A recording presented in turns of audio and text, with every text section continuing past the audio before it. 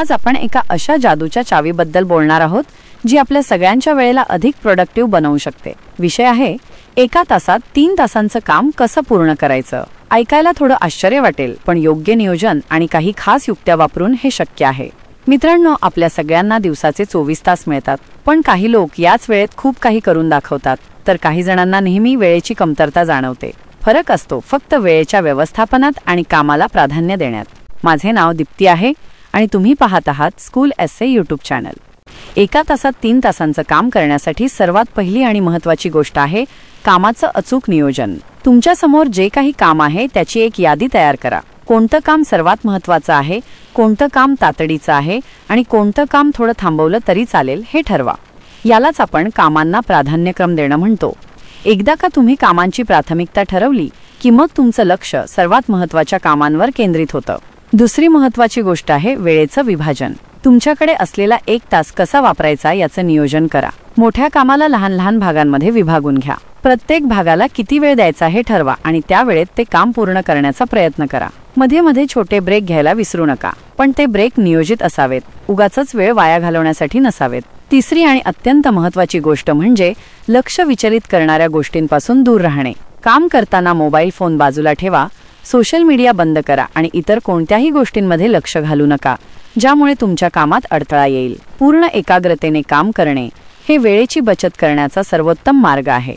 आता आपण काही खास युक्त्या पाहूया। पहिली युक्ती आहे पॅरेटोचा नियम, पॅरेटो प्रिन्सिपल।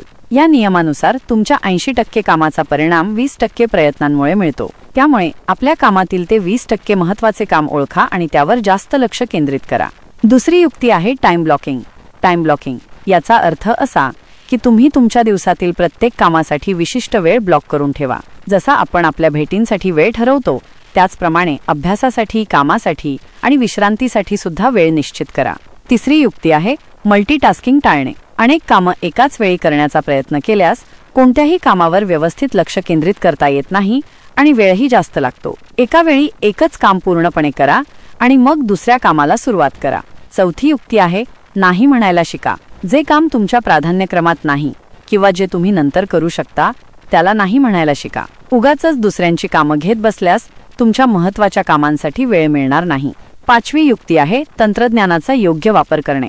आजकाल अनेक ॲप्स आणि टूल्स उपलब्ध आहेत जे तुम्हाला वेळेचं व्यवस्थापन करण्यात मदत करू शकतात। त्यांचा योग्य वापर करा आणि सर्वात शेवटी सकारात्मक दृष्टिकोन ठेवा। मी हे करू शकतो या विचाराने कामाला सुरुवात करा। आत्मविश्वास असेल तर कोणतंही काम वेळेत पूर्ण करणं शक्य होतं। मित्रांनो, एका तासात 3 तासांचं काम करणं हे काही जादू नाही, तर ते योग्य नियोजन, कठोरता आणि काही प्रभावी युक्त्यांचं मिश्रण आहे। जर आपण आपल्या वेळेचा सदुपयोग करायला शिकलो आणि कामांना योग्य प्राधान्यक्रम दिला तर नक्कीच आपण कमी वेळेत जास्त काम करू शकतो। या टिप्सचा वापर करून तुम्ही तुमच्या वेळेला अधिक प्रोडक्टिव्ह बनवा आणि आपल्या ध्येयांकडे जलद गतीने वाटचाल करा। तुम्हाला हा व्हिडिओ आवडला तर व्हिडिओला लाईक करा, शेअर करा आणि आमच्या स्कूल एसए यूट्यूब चॅनलला सबस्क्राईब करा।